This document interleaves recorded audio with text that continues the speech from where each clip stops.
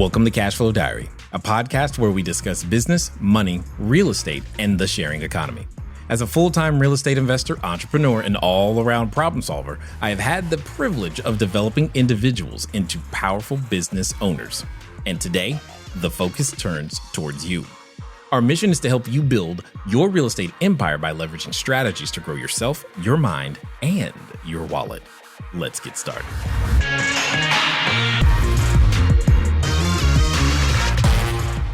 I have considered purchasing a multi-unit in the past. That's good. I have not because it does not seem to make sense. Okay, but does it make dollars? Let's find out. I'm hoping Jay can review each attached property and show which one would be the best deal and how he determines this. Ooh, this is going to be fun. I would also look to raise the capital to purchase, and they both would be buy and hold. Most importantly, I will be ready to answer any questions. Excellent, Mike. Glad to hear it. I am fired up for this then. This is going to be good for everybody.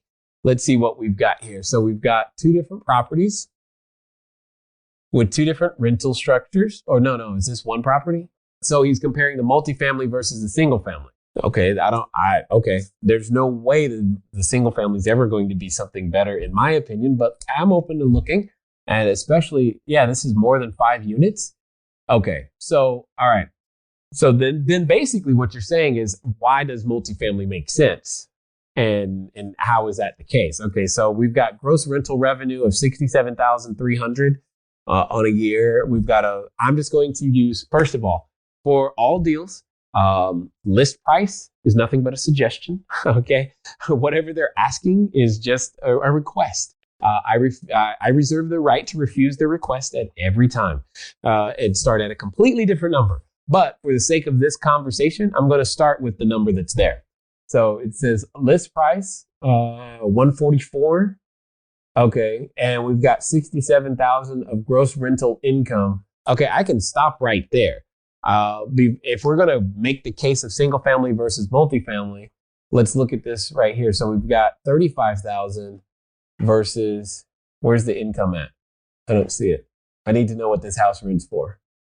On a monthly basis or annual basis, monthly or annual gross rent basis. That's what I want to do. I want to do I'll give you a quick reason. I think I'll be able to give you a quick reason. So Mike, when you're looking at this, if you could tell me what this house rents for on a monthly basis or an annual basis, gross rent, that would be very, very helpful. So I'm going to go over here again to the board and do some more calculating. So first we're going to just draw a line straight down the middle here. We're going to use the multifamily versus the single family, and we're going to go this way. And first comparison is going to be on what is called gross rent multiplier. Gross rent multiplier. So when you're buying and you're looking for a deal, gross rent multiplier becomes a way to determine if you're buying at a cheap value. The lower the number, the better the deal in general. The lower the number, the better the deal. Okay, when you're buying, all right?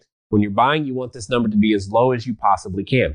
And what gross rent multiplier simply means is you're going to take the gross rent, or in this case, gross income, multiply it by some number, and that equals the purchase price. So I'm going to do a little bit of algebra. Remember how math, I said it before, I say it again, math equals money.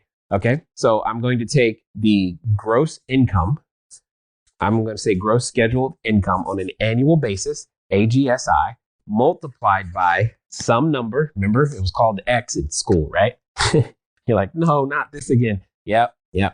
Is equal to the purchase price. And then we're just going to solve for X, which simply means that X is equal to the purchase price divided by the annual gross scheduled income. So in the case of the apartment building, we said the purchase price was $144,000.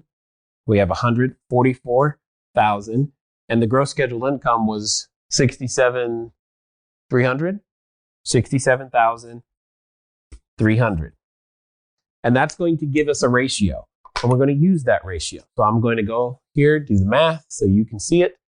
Okay, so we've got 144,000 divided by 67,300 equals 2.14. That's a pretty low number. That's a pretty low number. So basically what that ratio means is that if all we were looking at was gross income, it would take 2.14 years for us to get 100% of our money back. So let me subtract that. 2 out, so 2, and there's 12 months in the year. So it'd take 2 years, 1 month, and a few days. 2 years, 1 month, and a few days for us to get 100% of our money back. So let's put this 2 years. And to be fair, let's just round it up and say it takes 2 years, 2 months. Now, Mike, did he put in the monthly $1,300 a month? Okay. So we're going to do the same math again. $1,300 a month times 12 is going to give us $15,600. So what was the purchase price of the single family house? $35,000. Okay. So in this case, $35,000. And then what was it? 15,600 is what I was looking for, the annual gross scheduled income. This could be close. It's going to equal the same number X. We're going to do the math. So it's 35 divided by 15.6. Whoops. Equals, and it's not. It's 2.24. So it's still going to be 2 years times 12 equals 2 years and 3 months. Is that right? Yeah. 2 years, 3 months. Now, there are two anomalies that are happening right here. You have a really good rent to price ratio, which is why this single family house comes out so well versus this multifamily building. And you probably, and I don't know, but you probably have low rents on the multifamily scenario as well. So there are many things to also analyze in this process. So from a gross rent multiplier, it's almost a break even in this particular case. But here's the thing to consider. Which of these two has a single point of failure? I say it's the single family house. Has a single point of failure. If the tenant goes and is done, all of this goes away. Here, on the multifamily building, I think we had, what did we have? How many units is that? 7?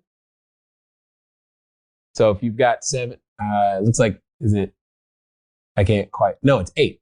So you've got 8 units. So you don't have a single point of failure. So from an operational standpoint, the multifamily house is a safer bet because you have 8 points of failure as opposed to 1. So those are the types of things that you're going to continually consider when you're looking at it. Now, raising capital for both, so now let's take that. This is the only comparison. So say your investor is going, well, I've always done single family houses. Why should I give you money for a multifamily house? Well, sir, your money is safer because there are 8 points of failure versus 1. Mm-hmm. In and of itself, that alone makes it worth raising private capital because I have a system, i.e. a multifamily building, that has the ability to protect your capital better simply because there's 8 points of failure as opposed to 1. Anyone who runs systems and understands systems, you want multiple points of failure as opposed to just one single point of failure. So that, and I can keep going. We can keep doing this, even though the numbers are close. It's still not close enough because at the end of the day, as soon as I have a repair, repairs are also inequitable for single family houses. If I have a repair, I've got to repair the whole roof, or whatever that roof repair costs. Only one source of income is being applied to that repair, and it takes longer to recover from that. So this is assuming everything goes well. The point is, there are many advantages to multifamily.